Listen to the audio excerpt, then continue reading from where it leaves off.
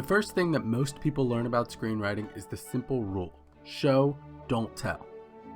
However, many popular movies and TV shows that have been released recently have been overly reliant on the use of cheesy dialogue and exposition dumps to fill in their audience in the quickest and easiest ways possible.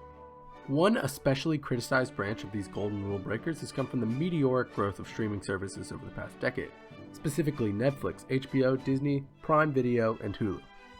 This is Special Agent John Hartley of the FBI's Behavioral Analysis Unit. He's a consulting profiler who specializes in art crime. The worst of the worst. There's rumors, Amanda, that some of them have abilities. The army of 9 races fought shoulder to shoulder to give you the world you neglect. This is why when I first heard everyone talking about Squid Game, Netflix's newest and statistically greatest ever hit, I was skeptical. Nevertheless, I ended up watching it and I was blown away, to say the least.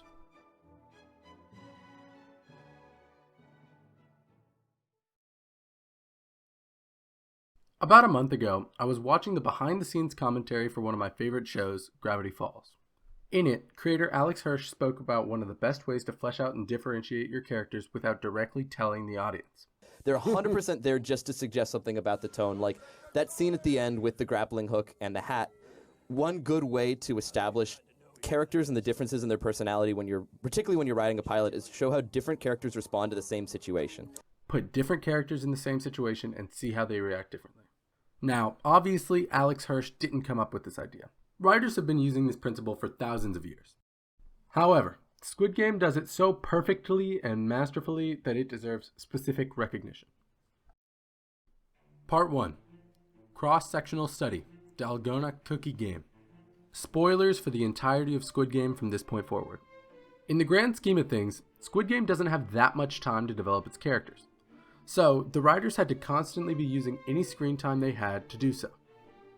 Specifically, each game was a critical point to show the audience what the players' true characteristics were and how they would react under such intense circumstances.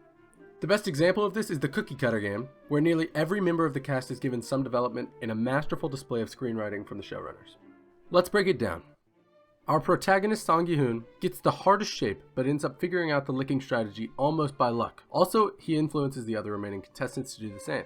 This works towards developing an idea which is mentioned many times throughout the series of if he deserves to win the game because he's playing well or if he's just lucky.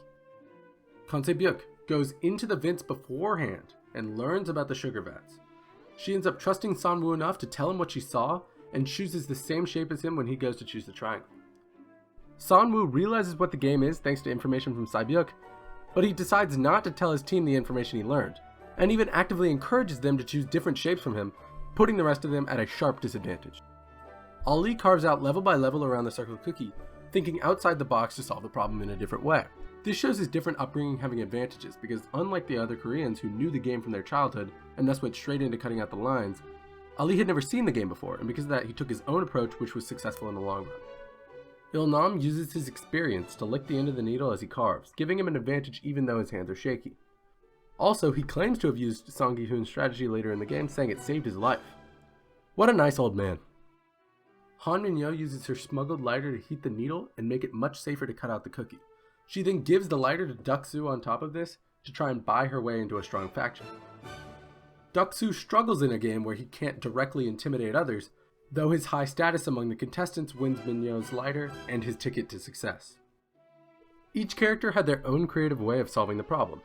The solutions each individual came up with were influenced by their backgrounds and ideals and were conveyed almost entirely without dialogue. Part 2. Longitudinal Study, San-woo.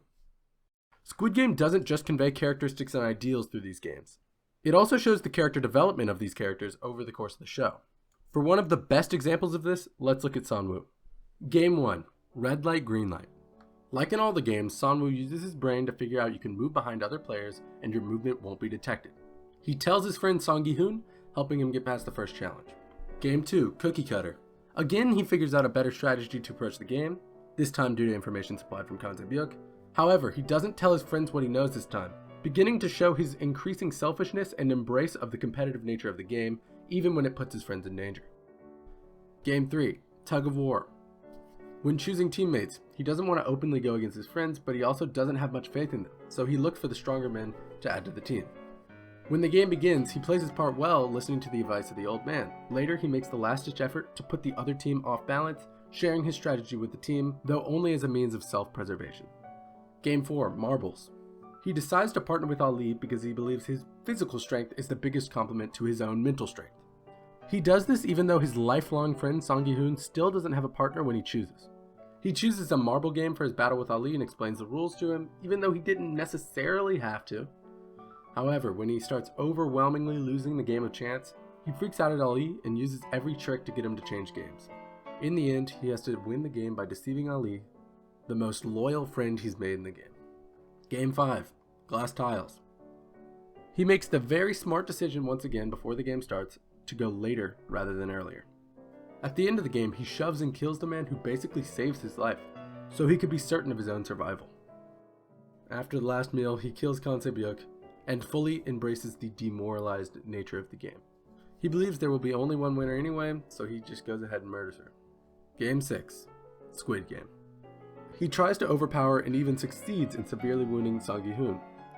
However, when he has to decide whether or not to end the game, he has the realization: if he did all of these horrible things in the game and the money practically goes to waste, he did it for nothing.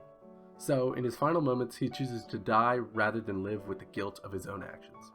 After his slight team betrayal during the cookie game, the audience is almost led to believe that he'll have a redemption arc, starting with his actions during Tug of War.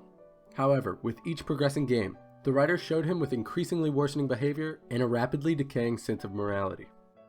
The games are used to show us how he's getting worse and worse, not just in attitude, but in action.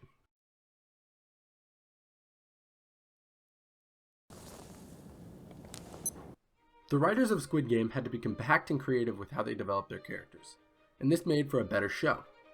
These series of games were the perfect place for characters to develop. It'll be interesting to see what device they use in the second season to see this development continue. Few people predicted that Squid Game would be such a runaway hit. Because of that, the showrunners had to work extra hard to make the show, and specifically the characters, as strong as possible. And now, Netflix has obviously recognized their potential, renewing them for a season 2, and let's be honest, season 3 and beyond. Squid Game was the best show I've seen all year, and I'm excited to see how the showrunners take it in the future.